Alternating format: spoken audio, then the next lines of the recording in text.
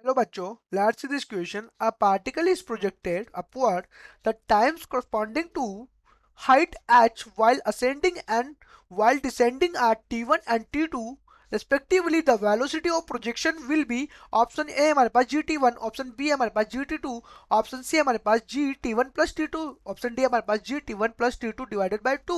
तो बच्चों हम लोगों के पास यहाँ पर जो क्वेश्चन इसने दिया है इस क्वेश्चन के अंदर, इस क्वेश्चन में अगर मैं बात करूँ यहाँ पर, तो ये क्वेश्चन जो दिया है इसने, तो हमसे बोला है यहाँ पर कि कोई पार्टिकल है जो प्रोजेक्टेडली क्या कर रहा है, अपवर्ड डायरेक्शन में मूव करता है। जैसे मैंने बोला कि ये हमारे पास क्या है, ये हमारे पास एक एक्स एक्सिस है, ये हमारे पास वाई एक्सिस है। ठीक है, अगर यहाँ पर कोई पार्टिकल से बच्चों यहाँ पर, तो वो ऐसे प्रोजेक्टिवली क्या कर रहा है, मूव करता है। अगर वो पार्टिकल्स इस टाइप से मूव कर रहा है वो, तो वहां पर हम लोग देखते हैं कि इसका जो पीक पॉइंट है, ये वाला पीक पॉइंट है, बट यहाँ से क्या हुआ, इंक्रीज हुआ। मीन्स यहाँ से तो क्या हो रहा है, असेंडिंग। ठीक है, इसको बोल सकते हैं मैं यहाँ पर असेंडिंग, असेंडिंग फॉर्म है ये।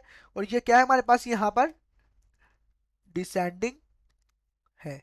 यहाँ पर इस प्रकार से डिसेंडिंग, ये वाला डिसेंडिंग है। ये इसका क्या है, पीक है ये पीक बोल दूं मैं इसको, पीक है हमारे पास। तो यहाँ पर बात करें बच्चों, तो यहाँ तक की जो हमारे पास हाइट है, और जो यहाँ तक की हाइट है, ये तो हाइट क्या है, h1 है। ये हाइट क्या है, h2 है। यहाँ से यहाँ तक की ये गया है। ठीक है, तो यहाँ से ये t1 टाइम में जाता है, यहाँ से t2 टाइम में वापस नीचे की ओर आता है। तो बच्चों यह जो हाइट है, दोनों दोनों हाइट क्या एक दूसरे के इक्वल है। तो मैं इसको क्या लिखूं, h1 is equal to h2, जो कि किसके बराबर है, h के बराबर मैंने यहाँ पर लिख दिया। ये इसकी क्या है बच्चों, हाइट से। ठीक है, ये टाइम, अब टाइम को पूछा है उसने, यहाँ से यहाँ तक कितना टाइम लगा, t1 प्लस t2। तो यहाँ की मैं बात करते हैं, यहाँ से यहाँ पे टोटल टाइम ये वाला हो गया। तो बच्चों एक इक्वेशन होती है हमारे पास प्रोजेक्शन के अंदर, h इक्वल टू हम लोग जिसमें लिखते हैं यू टी माइनस के हाफ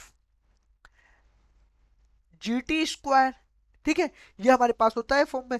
क्यों, नीचे की ओर आ रहा है, मतलब नीचे की ओर आ रहा है माइनस। ठीक है बच्चों, अब यहाँ पर देखो मैं लिखूँ इसको, इस माइनस को इधर वाले इधर ले जाता हूँ, तो 1/2 जी टी स्क्वायर हो जाएगा ये।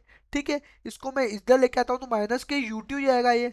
ठीक है बच्चों, यहाँ से क्या हो जाएगा, ये प्लस के एच हो जाएगा, इक्वल टू क्या हो गया ये, जीरो। तो सेकंड ऑर्डर की एक डेरिवेटिव इक्वेशन बन जाती है ये। तो मैं इसको अगर सोल्व कर दूं बच्चों यहाँ पर, तो इसके मैं पॉइंट्स निकालूं, तो मैं क्या कैसे कर दूंगा इसको सोल्व।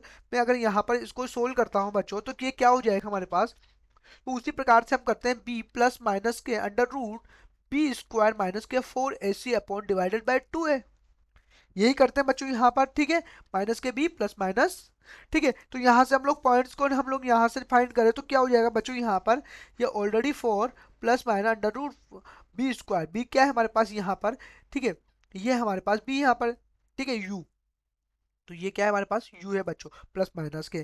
ठीक है, तो ये यू स्क्वायर माइनस के 4, ए की वैल्यू क्या है बच्चों यहाँ पर, ए की वैल्यू क्या है बच्चों यहाँ पर, हाफ जी। सी क्या है बच्चों यहाँ पर हमारे पास, एच। ठीक है, तो मैंने यहाँ पर वैल्यू लिख दी, डिवाइडेड बाय 2 है, 2 मल्टीप्लाई हाफ जी।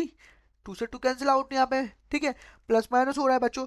अब बच्चों यहाँ पर देखते हैं, इसको और सिंप्लीफाई कर लेते हैं हम लोग। तो हम लोग देखते हैं, इसको मैंने क्या किया, 2 से 2 टाइम काट दूंगा मैं इसको। तो हमारे पास जो फाइनली अगर मैं लिखूँ यहाँ पर t1 की वैल्यू लिख दूँ यहाँ पर, t1 के लिए एक पॉइंट हमारे पास आएगा u plus under root u square. ठीक है, माइनस के 2 g h divided by g. एक पॉइंट आएगा t2 के लिए, u माइनस के under root u square minus 2gh divided by जी।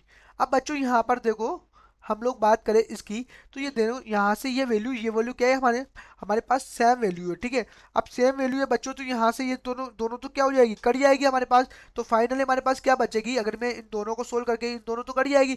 तो मैं अगर t1 प्लस टी टू की बात करूँ मैं यहाँ पर, t1 plus t two equal to क्या हो जाएगा हमारे पास, 2u अपॉन जी। ठीक है, जी यहाँ से कॉमन ले लिया तो बाहर निकाल लिया मैंने। तो हमारे पास फाइनली जो वैल्यू हमारे पास आने वाली है यू की, वो यू की वैल्यू क्या आ जाएगी बच्चों, यहाँ पर हमारे पास फाइनली यू की वैल्यू आएगी जी t1 plus t2 divided by हमारे पास 2। ठीक है, तो बच्चों ये हमारे पास किसकी वैल्यू आ गई, यू की वैल्यू आ गई हमारे पास, कि जो वेलोसिटी है प्रोजेक्शन की, वो वेलोसिटी कितनी है। तो हम लोग ऑप्शंस की तरफ चलते हैं, हमारे आंसर्स को मैच करते हैं ऑप्शन से। फर्स्ट में हमारे को फर्स्ट ऑप्शन दिया हुआ है, वो हमारे आंसर से मैच कर रहा है क्या, नहीं कर रहा, तो ये ऑप्शन क्या होगा, गलत होगा। ऑप्शन बी की बात करें, ये कर रहा है, नहीं होगा, नहीं कर रहा, तो ये ऑप्शन भी गलत होगा। ऑप्शन सी की बात करें, ये ऑप्शन में हमारे आंसर से मैच नहीं करता, इट मीन ये भी क्या होगा, गलत होगा। ऑप्शन डी की बात करें बच्चों, तो ऑप्शन डी हमारे आंसर से मैच करता है, इट मीन ये ऑप्शन क्या होगा हमारे पास, एकदम करेक्ट होगा। Best of